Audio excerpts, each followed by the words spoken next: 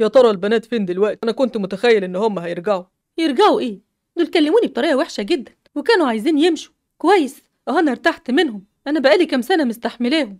طيب لو علي اخويا رجع في يوم من الايام هقول له ايه؟ يرجع ازاي بعد السنين دي؟ ده فقد الذاكرة ومشي، يعني اكيد في دنيا تانية. وبعدين ما انت دورت عليه كتير، هتعمل ايه تاني؟ بس على الاقل كان لازم نحافظ على البنات، ما تسيبهمش يمشوا. جايز انت ضايقتيهم ولا كلمتيهم بطريقه مش كويسه عشان كده زعلوا ومشوا. انا؟ ما انت عارفني قلبي طيب ومش بزعل حد. على العموم يا لبنى، لو رجعوا ولا اتصلوا لازم تبلغيني. ما تشغلش بالك بقى وتضايق نفسك، انسى بقى. ما انا خايف باباهم يرجع ويسأل عليهم. ما تقلقش، اكيد مش هيرجع. هو في حد بيفقد الذاكرة وبترجع له تاني؟ ايوه صحيح، يا ريت انا كمان افقد الذاكره. أصحابي الحلوين عاملين إيه؟ يا رب تكونوا بخير. وحشتوني جدا جدا من الفيديو اللي فات.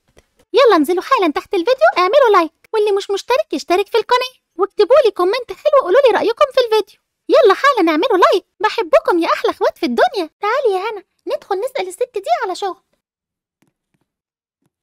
أهلا وسهلا، لو سمحتي احنا الاتنين اخوات، أنا هنا وأختي رنا، بندور على شغل، ممكن تشغلينا؟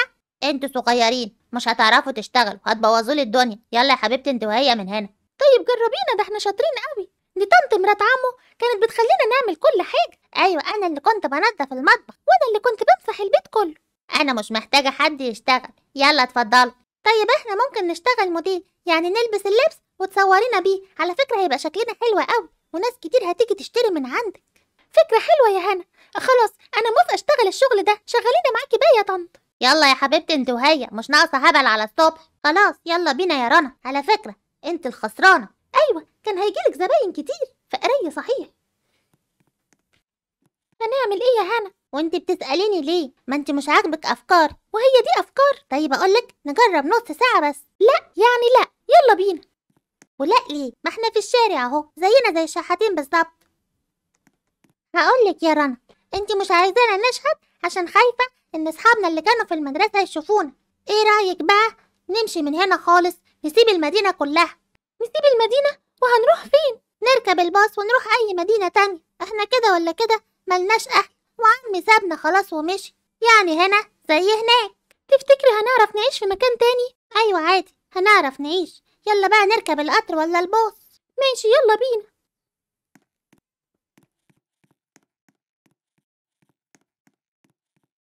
احنا ناسيين حاجة مهمة، احنا مش معانا تذاكر عشان نركب القطر. طيب تعالي ونستخبى من عمو الكمساري، ولو شافنا بقى نقوله ان احنا مش معانا فلوس. انتوا مش معاكوا تذاكر وجايين تركبوا القطر ليه؟ اصل احنا ملناش اهل هنا ولا لنا حد خالص، قلنا بقى نسافر بلد تانية ندور فيها على شغل. ومالكوش اهل ليه بس؟ ده حكاية طويلة ومش لازم نحكيها، بعد اذنك بقى يا عمو عشان هنتأخر، لازم نركب القطر قبل ما يمشي. طيب خدوا الفلوس دي اشتروا بيها التذاكر من جوه القطر وخدوا بالكم من نفسكم. شكرا يا عمو، ربنا يخليك. مع السلامة. مساكين قوي البنات دول، يا ترى ايه حكايتهم؟ شفت بقى الراجل الطيب ده لما عرف ظروفنا ادانا فلوس ازاي؟ فيها ايه بقى لو نطلب من كل واحد فلوس كده؟ هو انت مش هتبطلي بقى؟ لا يعني لا، يلا بينا نركب القطر قبل ما يمشي. يا ترى هننزل فين؟ ننزل مع اخر مكان هيقف فيه القطر. يلا اخر مكان اللي نازل، اخر محطة. ده بيقول اخر محطة يا هنا، يلا عشان ننزل. طب يلا بسرعة بدل القطر ما يرجع بينا تاني.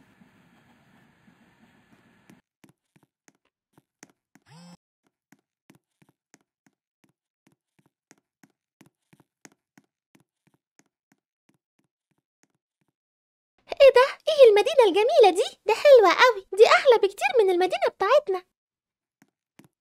شايفة الفنادق والمحلات زي اللي كنا بنشوفهم في التلفزيون بالظبط. هنعمل ايه بقى دلوقتي يا رنا؟ احنا مش معانا فلوس وجينا المدينة التانية اهو. هندور على شغل طبعا، انا مبسوطة قوي ان احنا جينا المدينة دي، بس هنعمل ايه بقى دلوقتي؟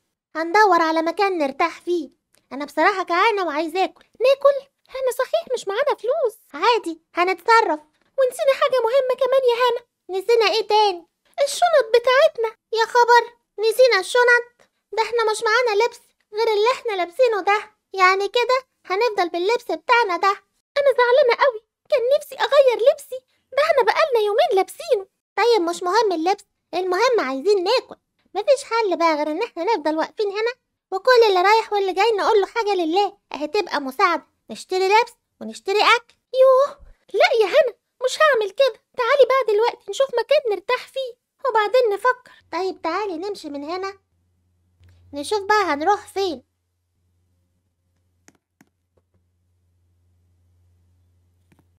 حلوة قوي المكان ده، تحت الكوبري وقريب من البنزينة، يعني مش مكان مقطوع. خلاص كويس قوي، خلينا نقعد هنا، عايزين نرتاح شوية ونروح ندور على شغل. بس أنا عطشانة وعايزة أشرب مية. استني هروح البنزينة اجيب مية وارجعلك. منك لله يا عمي، انت وطنط لبنى، انت اتجوزت ومشيت وسبتنا، وطنط لبنى اتخلت عننا. كانت المفروض تساعدنا لحد ما تشوف لنا مكان نقعد فيه. بس يلا بقى، حظنا كده، ماما ماتت وبابا سابنا ومشي. لا بس بابا مظلوم، ده فقد الذاكرة. خدي يا رنا اشربي. ده انا كنت عطشانة قوي. العمارات هنا والبيوت شكلها حلوة قوي. يا لو نلاقي شغل ويبقى عندنا شقة حلوة في العمارات دي. وهو الشغل بقى اللي هنشتغله هيجيب لنا شقة في العمارات الحلوة دي؟ ازاي يعني؟ ده احنا صغيرين، هو انت فاكرانا هنشتغل ايه؟ اي حد هيشغلنا يا بنمسح محل او بننضف بيت. خليكي متفائلة بقى. يلا بقى احنا ارتحنا شوية، عايزين نقوم ندور على شغل. طيب ايه رأيك كل واحدة فينا تروح في اتجاه ونتقابل بعد ساعة او 2 في نفس المكان، مش عايزين نتوه من بعض. طيب ما نروح مع بعض ندور. هنفضل نلف مع بعض يعني وندور على شغل؟ لا، اما كل واحدة فينا تروح في اتجاه هنسأل في اماكن كتير. ماشي، بس اهم حاجة نتقابل في المكان ده. ركزي يا هنا. اكيد طبعا مركزة. اشوفك بعد ساعة. ماشي بس خدي بالك. شغل ايه اللي هدور عليه دلوقتي؟ انا اهم حاجة دلوقتي ناكل. حاجة لله، انا جعانة ما اكلتش حاجة من الصبح، ساعدوني. حاجة لله. ايه ده؟ هي ما ادتنيش حاجة ليه؟ ايه ده بقى؟ هي الناس مالها بخيلة كده ليه؟ بقى المدينة الحلوة دي كلها ما فيهاش ناس طيبين؟ طيب خلاص هغير الكلام. مالك يا حبيبتي بتعيطي ليه كده؟ هو انت تايهة ولا ايه؟ لا يا طنط، ماما كانت مدياني فلوس يا طنط اشتري حاجات من السوبر ماركت عشان نتغدى بيها، ودي كانت اخر فلوس مع ماما، والفلوس وقعت مني، ولو رجعت البيت من غير ما اشتري حاجة مش هناكل. يا حبيبتي انت صعبتي عليا قوي. طيب انا هديكي فلوس، بس خدي بالك ما تضيعيش الفلوس تاني. لا يا طنط شكرا، انا مش عايزة الفلوس، حضرتك ممكن تساعديني وتدوري معايا، ممكن نلاقيهم. هنلاقيهم فين بس؟ المكان كبير وواسع واكيد وقعوا منك وممكن يكون الهوا طيرهم، يعني مش هنلاقيهم بسهولة. انا هديكي فلوس بدلهم، بس خدي بالك ما تضيعهمش تاني. ربنا يخليكي يا طنط، انت طيبة اوي. يلا خدي الفلوس اهي يا حبيبتي وروحي اشتري بيها الاكل اللي انت عايزاه. يعني هو انا كان لازم اعمل فيلم وحكاية عشان تساعدوني؟ ما قلتلكوا جعانة انا واختي. بس حلوة الشغلانة دي، انا لو فضلت كده طول اليوم هجمع مبلغ كبير قوي، اما اشيل دول بقى في جيبي واكمل الحكاية. انا مش هرجع غير اما اشتري اكل حلو قوي، هاكلك فراخ يا رنا. مالك يا بنتي بتعيطي ليه كده؟ اصل ماما كانت مدياني فلوس عشان اشتري لها الدواء، والفلوس وقعت مني وماما تعبان. يا حبيبتي طيب قولي لي الدواء بكام وانا اديكي الفلوس. لا انا مش عايزة الفلوس، انا عايزاكي تساعديني وتدوري معايا. ادور معاكي فين بس؟ هو احنا هنلاقيهم؟ وبعدين مامتك تعبانة. هديكي الفلوس اشتري الدواء عشان ما ينفعش تتأخري عليه. ربنا يخليكي يا طنط، انت طيبة قوي. خدي الفلوس اهي. شكرا يا طنط، ربنا يخليكي. يلا روحي هاتي الدواء بقى، ما تتأخريش على ماما. انا عجبتني الشغلانة قوي، هشتغل كده بقى كل يوم. اما اروح بقى اشتري فرخة مشوية اكلها انا ورنا. لو سمحت يا عم، انا بدور على شغل انا واختي، ينفع تشغلنا معاك؟ احنا ممكن نغسل اطباق، ننظف المحل، احنا شاطرين على فكرة. لا مش محتاج حد يشتغل، أنا عندي عمال كتير. طيب شكرا. لو سمحتي، انا اسمي رنا واختي اسمها هنا، وكنا بندور على شغل، ممكن تشغلينا معاكي؟ احنا ممكن ننظف لك المكان هنا، نساعدك في تعليق الزينة عشان الحفلات.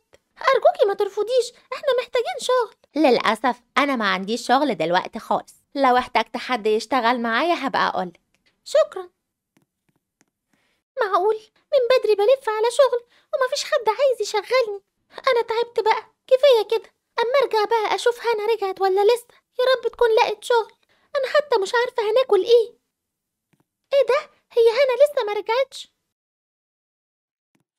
رنا انت رجعتي كويس قوي. انا كنت خايفة تكوني لسه هتتأخري عشان انا جعانة جدا. انا جبت معايا اكل حلو قوي. اكل ايه ده؟ وجبتيه منين؟ اصل وانا ماشية بدور على شغل لقيت راجل طيب قوي معاه علب اكل كتير من دي وبيوزعها. بيوزع اكل ليه؟ ما هو انا سألت الناس اللي واقفين بياخدوا اكل، قالوا لي انه راجل غني جدا وكل يوم بيوزع اكل زي ده. ايه رايك بقى بلاش نشتغل وناخد منه اكل كل يوم؟ يا سلام، يعني ايه بلاش نشتغل؟ وهنجيب مكان نعيش فيه ازاي؟ ولا هنفضل عايشين في الشارع؟ طيب خلاص يلا بقى نقعد ناكل، ده انا جعانه قوي والاكل ريحته حلوه. الفراخ دي حلوه قوي، احلى من الفراخ اللي كانت بتعملها طنط لبنى. هي طنط لبنى بتعرف تعمل اكل؟ ده اكلها ما كانش حلو خالص. الحمد لله انا شبعت جدا. وانا كمان. نشيل الاكل ده بقى عشان لما نجوع نبقى ناكله تاني. انا تعبت النهارده وانا بدور على شغل. هنام بقى والصبح ان شاء الله نبقى ندور تاني. انت هتنامي؟ طب انا عايزه اتمشى في المدينه دي شويه. لا انا مش قادره، عايزه انام عشان اصحى الصبح بدري ابقى فايقه كده وادور على شغل من اول اليوم. وانت كمان لازم تنامي. لا نامي انت وانا هتمشى نص ساعه وارجعلك. ماشي يا هنا، بس ما تروحيش بعيد. لا مش هروح بعيد. شكرا لحضرتك، ربنا يخليكي. شكرا لحضرتك، ربنا يخليك. نعمل لكم ايه بقى؟ ما هو انتوا اللي مش عايزين تشغلونا وتساعدونا، لازم نضحك عليكم يعني عشان ناخد فلوس؟ حلو قوي المبلغ ده، كفايه كده بقى اما ارجع لرنا. بس يا رنا لو تسمعي كلامي وتشتغل الشغل ده هيجيب لنا فلوس اسرع، نقدر نشتري شقه نقعد فيها بدل الشارع. ايه ده؟ ايه الاعلان اللي هناك ده؟ اما اروح اشوف. ده كوافير مطلوب بنات للعمل. حلوة قوي بس المحل مقفول دلوقتي. اما اقول لرنا عشان تيجي الصبح تشوف الشغل ده. الحمد لله، حلوة قوي المرتبة دي، احسن من نام انا واختي على الارض. ايه ده يا رنا؟ انت جبت المرتبة والبطانية دول منين؟ العامل اللي شغال في البنزينة اما شافني قاعدة تحت الكوبري كده صعبت عليه، اداني المرتبة والبطانية دول. والله راجل طيب كتر خيره. اما اجي انام بقى عشان انا كمان تعبان. عايزة اقولك خبر حلو يا رنا. خبر ايه يا هنا؟ لقيت شغل في كوافير. طيب وقابلتي صاحبة الكوافير واتفقتي معاها؟ لا للأسف كان مقفول، بس كان مكتوب إعلان مطلوب بنات للعمل. من الصبح بدري هنكون هناك. يلا يا هنا اصحي، النهار طلع، يلا عشان نروح نشوف الشغل اللي في الكوافير. ما تسيبيني نايمة شوية. يلا بدل ما حد يروح ياخد الشغل بدلنا. يلا. طب نفطر الأول. ماشي يلا قومي. أهلا وسهلا. احنا جايين عشان الإعلان اللي حضرتك عاملاه. حضرتك كنت عايزة بنات تشتغل في المحل. أنا رنا واختي هنا، احنا شاطرين وبنعرف نعمل حاجات كتير قوي. طيب كويس قوي. هتنضفوا المكان، هتمسحوا وتنضفوا التراب وترتبوا الأدوات بعد الاستخدام كل يوم. ده شغل سهل جدا واحنا كنا متعودين عليه. طيب كويس قوي، هديكم في اليوم 150 جنيه. موافقين؟ 150 جنيه؟ ده أنا لو وقفت ساعتين بس هجيب أكتر منهم بكتير. يلا تقدروا تستلموا الشغل من دلوقتي. يا عبير أنا هروح مشوار وانتي بقى عرفيهم هيشتغلوا ازاي. حاضر يا أستاذة. تعالي يلا يا أختي انتي وهي.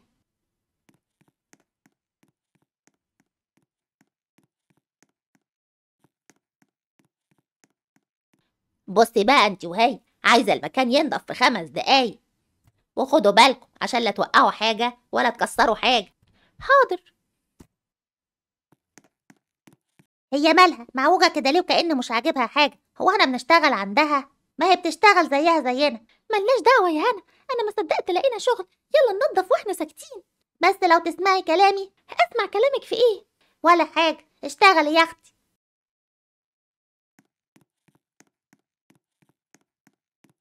الله، ألوان المانيكير دي حلوة قوي. أما أخلص شغل هبقى أعمل ضوافري، هحط كل الألوان. انتي واقفة بتعملي ايه؟ بتضيعي وقت، يلا انجزي قبل الزباين ما تيجي. حاضر، بس ممكن تكلميني بالراحة شوية عشان أنا بتخض.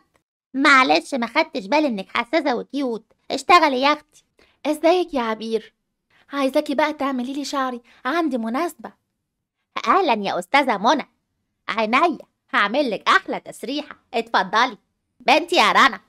نعم. ظبطي الميه، هغسل الاستاذه منى شعرها. حاضر.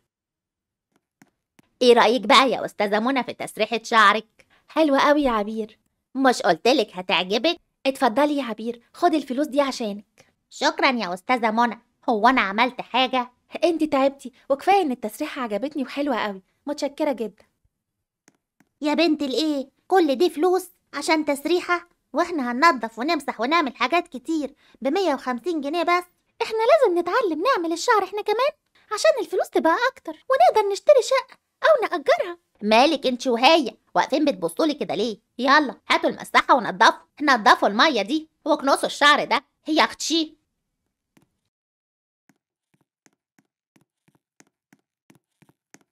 بقولك ايه يا طنط عبير؟ طنط فينك انت وهي؟ قولوا لي يا ابله، دي فاكره نفسها صغيره،